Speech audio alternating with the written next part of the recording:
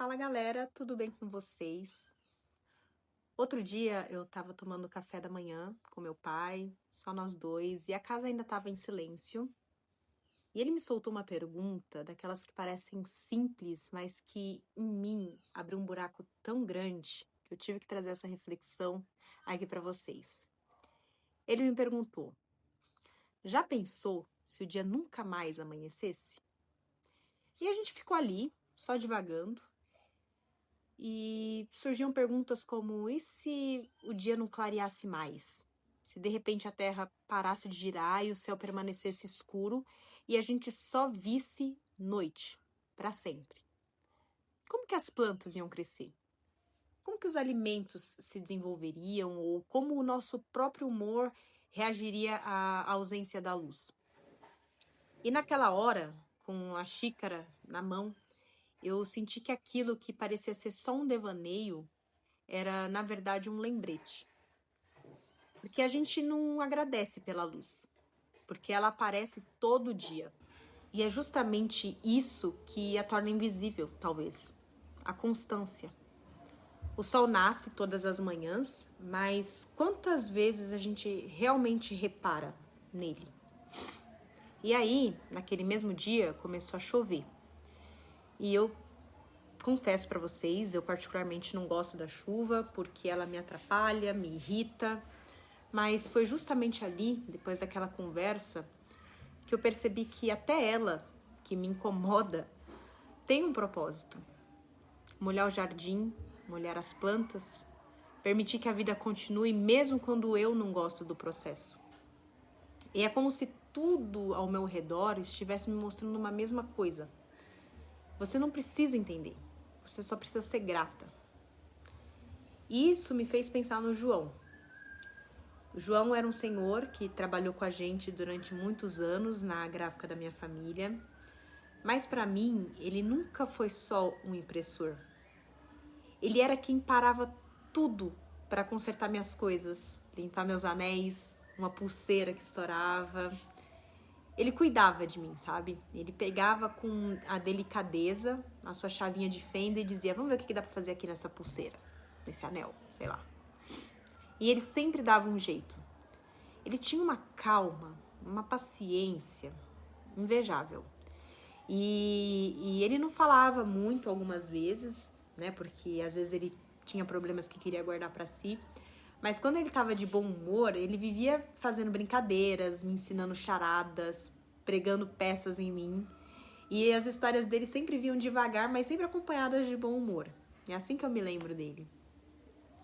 Teve uma vez, que eu lembro até hoje, que ele limpou todas as minhas moedas de R$ 1 que eu colecionava, aquelas diferentes, sabe? Uma por uma. Um produtinho especial dele, com todo o cuidado do mundo. E eu não sei dizer pra você se ele fazia isso porque ele gostava ou porque ele me via também como uma neta. Mas eu me sentia cuidada por ele.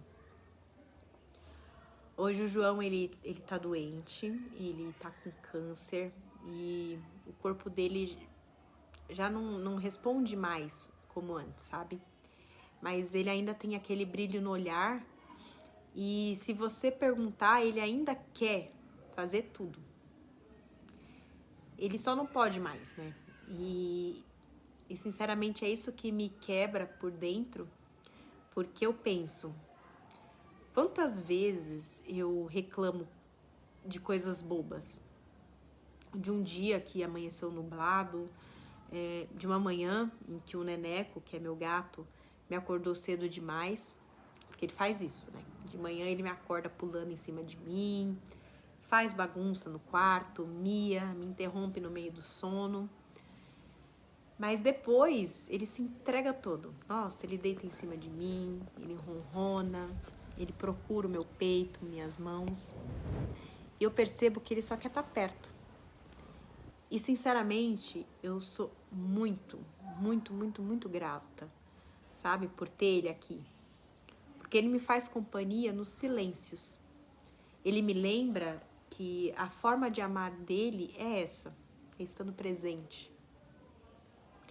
Mas enquanto eu reclamo, tem gente que daria tudo para viver um dia comum, para levantar e fazer o que ama, para pegar uma pulseira quebrada e dizer, vamos ver o que dá para fazer aqui com a sua chavinha de fenda.